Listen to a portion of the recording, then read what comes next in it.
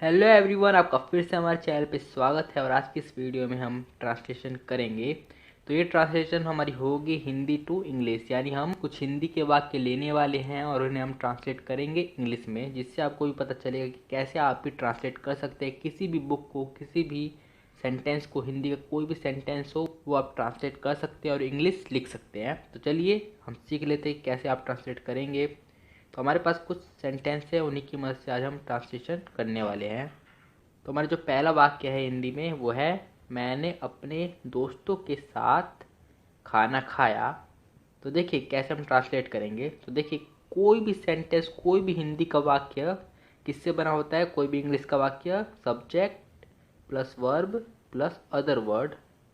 तो ये तीन ही, बस ये तीन, किसी भी सेंटेंस कोई भी वाक्य ले लीजिए, सब में ये तीन ही फॉर्मूला लगेंगे। कोई भी इंग्लिश का, सब में इंग्लिश का कोई भी आप उठा के ले लीजिए, सब में ये फॉर्मूला लगता है। इसी फॉर्मूले के अनुसार कोई भी सेंटेंस बनता है इंग्लिश में।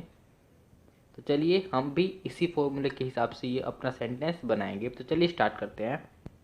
तो पहले क्या था, पहले था सब्जेक्ट। तो सब्जेक्ट हम ढूंढ लेते हैं। सब्जेक्ट इसमें क्या है, जो काम करता है, कोई भी जो काम करता है वो होता है सब्जेक्ट, या फिर जिसके बारे में बात हो रही होती है। मैंने अपने दोस्तों के साथ खाना खाया।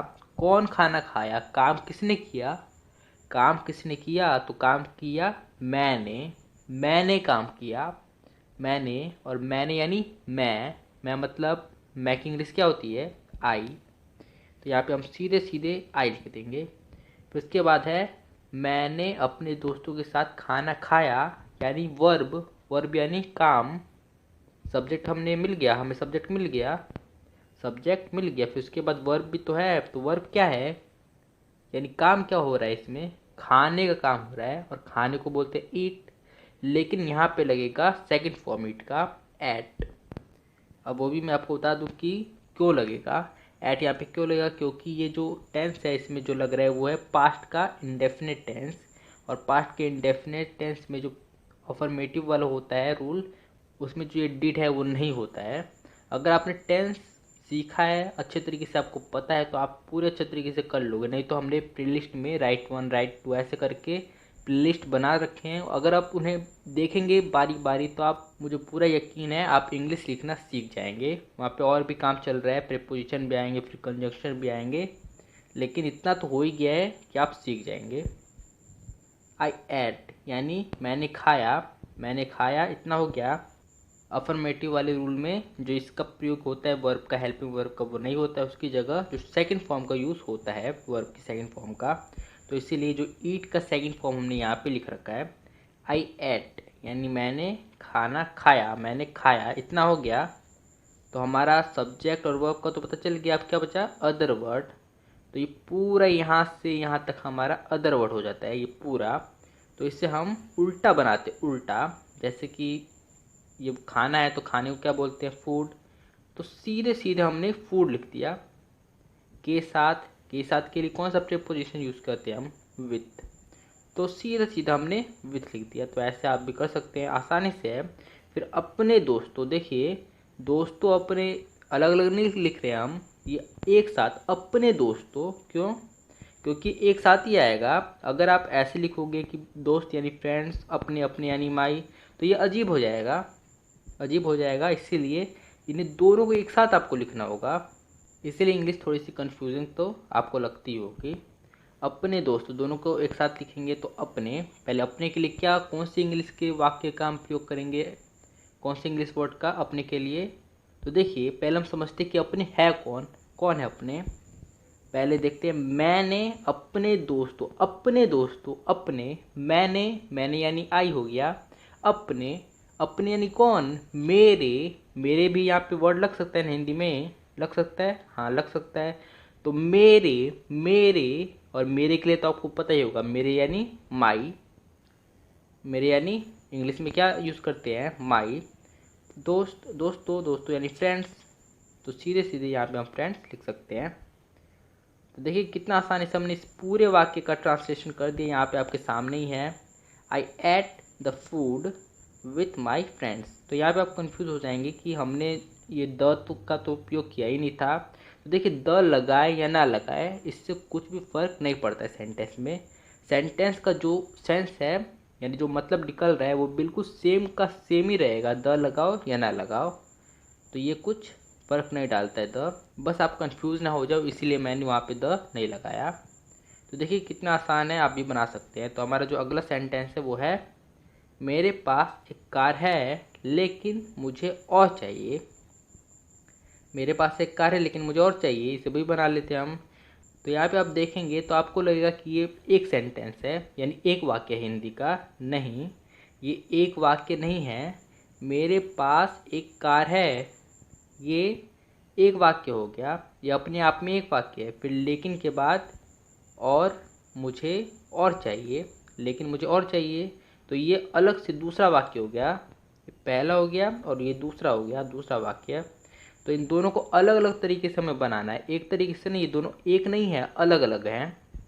और यहाँ पे जो लेकिन है यही इन दोनों को जोड़ रहा है। तो हम दोनों को सिंपली बना लेते हैं एक एक करके। तो पहले हम इस वाले को बनाएंगे यहाँ से यहाँ तक। तो मेरे पास एक कार है, इसे हम बनाते हैं। कौन है, इसमें काम क्या हो रहा है? मेरे पास एक कार है, इसमें कोई काम तो नहीं हो रहा है, सिंपल सेंटेंस है। तो यहाँ पे हम ढूंढेंगे कि किसके बारे में बात हो रही है, किसके बारे में। मेरे पास एक कार है, किसके पास एक कार है, किसके पास, किसके बारे में बात हो रही है? मेरे बारे में बात हो रही है, मेरे बारे में कि मेरे पास एक कार है। तो यहाँ पे मेरे के लिए आई आ जाएगा। तो वहाँ पे आप पूछेंगे कि वहाँ पे मेरे के लिए मैंने माई लगाया, यहाँ पे आई लगाया।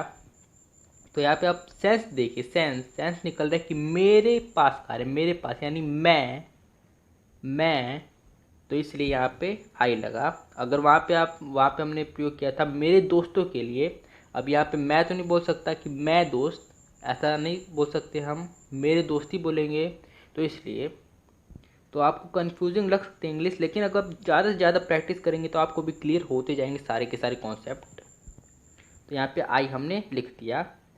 तो मेरे पास एक कार है। अब यहाँ पे हमें हेल्पिंग वर्ब लिखना है। तो हेल्पिंग वर्ब क्या है, देखिए हेल्पिंग वर्ब पता लगा मैंने, पास है।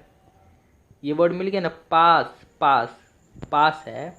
तो इसका मतलब पास है किस में आता है? परफेक्ट टेंस में।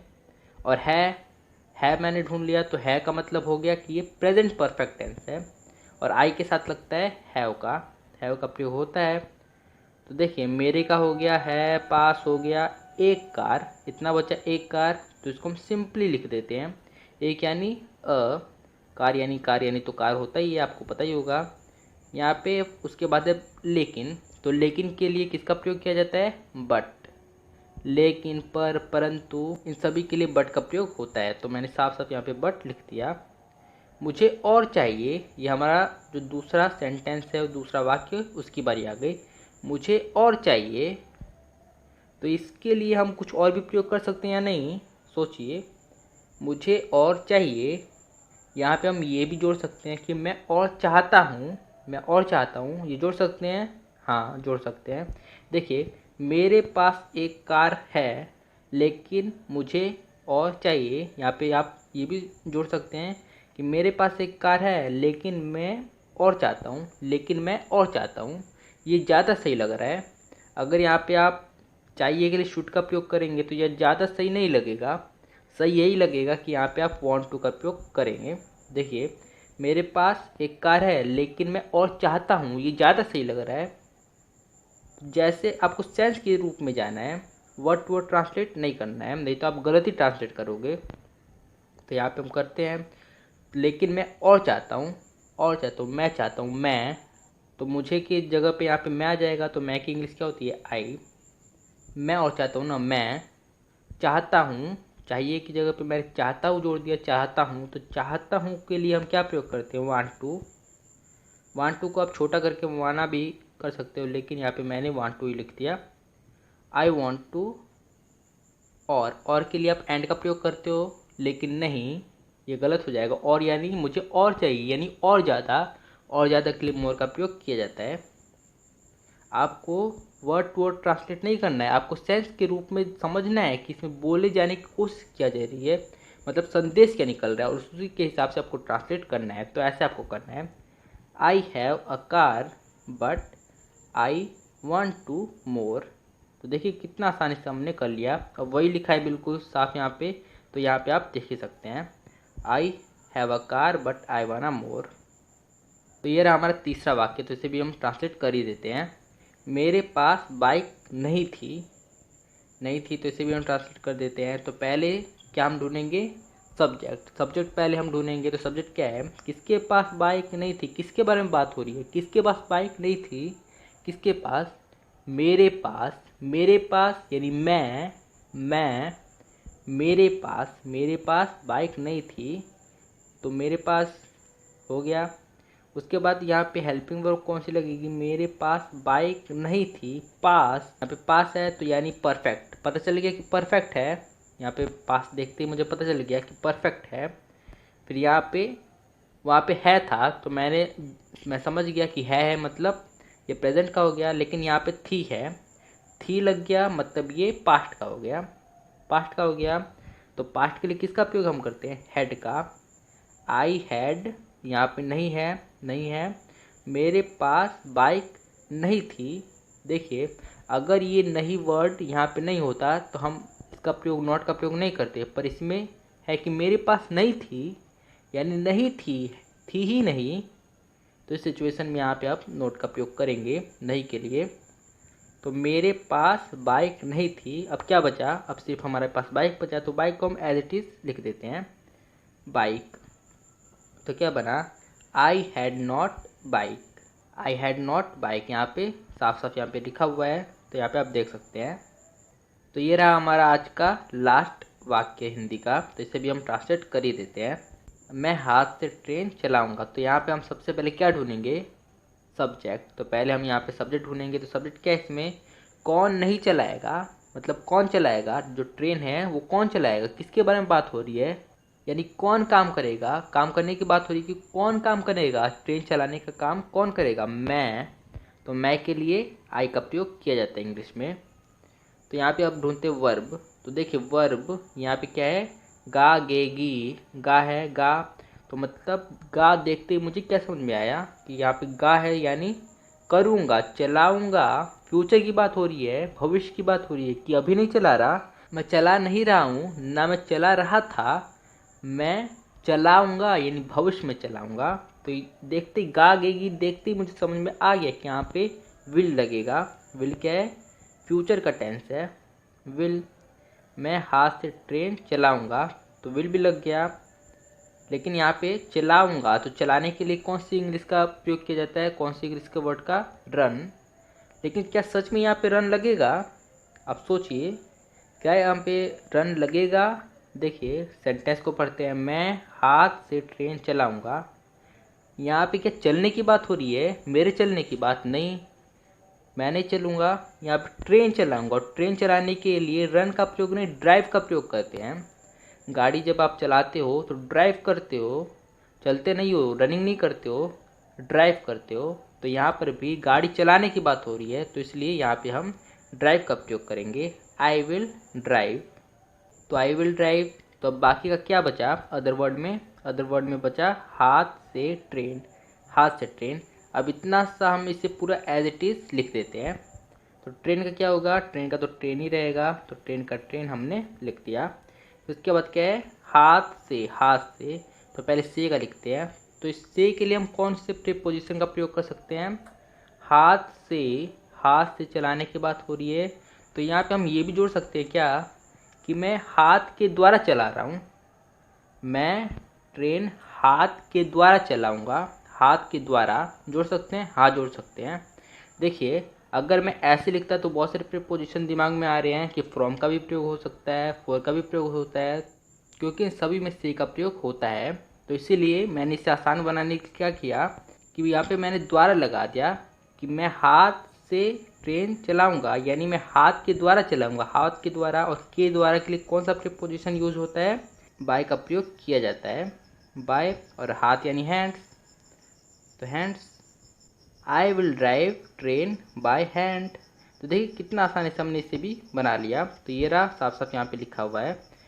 तो आई होप एवरीवन आपको ये वीडियो पसंद आया हो। अगर आपको वीडियो पसंद आया है तो इस वीडियो को लाइक कर दीजिए और हमारे चैनल को सब्सक्राइब करके बेल आइकन जरूर दबा देना। अगर आपको ये वीडियो इन्फॉर्मेटिव लगी हो तो लाइक जरूर से कर देना। तो हमारे इस वीडियो को पूरी देखने के लिए धन्यवाद।